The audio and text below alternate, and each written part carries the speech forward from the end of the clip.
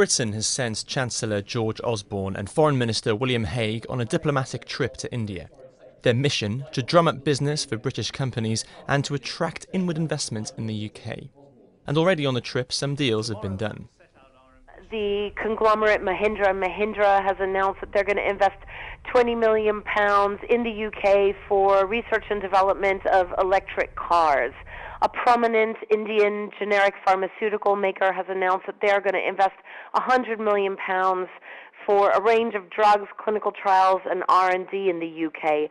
And of course, the biggest deal, I suppose, from a UK perspective is that India has agreed to buy $250 million worth of air-to-air missiles for the Air Force from the UK. More Indian investment in Britain is a key part of this charm offensive. Mr. Osborne has been keen to stress that investment between the two countries is no longer a one-way street. One of the favourite success stories of British inward investment has been Tata's investment in Jaguar Land Rover, which has turned a struggling company into a world-beating automotive company. So there's lots of commercial interests at play here, but also a very important diplomatic mission here, which is to strike up a good early relationship with Narendra Modi, the new Indian Prime Minister. But striking up a new relationship with Mr. Modi might not be as easy as it sounds. Britain was one of many Western powers to break off relations with him after interfaith riots in his home state back in 2002, only to then re-establish links in 2012 once he became a near certainty to be the next Indian Prime Minister. But there's a sense that Mr. Modi will take a pragmatic position. I think Modi will be sceptical about everybody who comes through his door, given the track record of the last 10 years of the West and their dealings with him. But nevertheless, he's a pragmatic politician. We saw that in the way he ran Gujarat.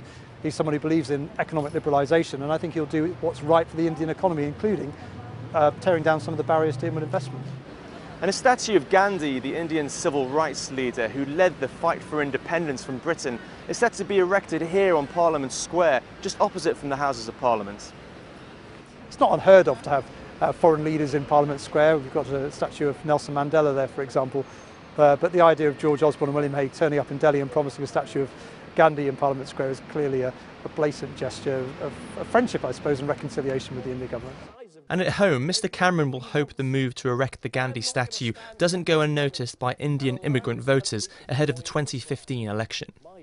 David Cameron, the last time he was in India, went to Amritsar, to the Holy Temple in Amritsar, and clearly an attempt to win over Sikh voters in the UK. The Indian diaspora in Britain is a very important part of the electorate.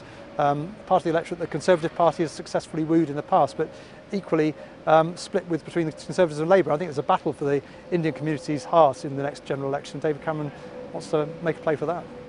Britain will be encouraged by the deals announced on this trip so far, but there's still some way to go.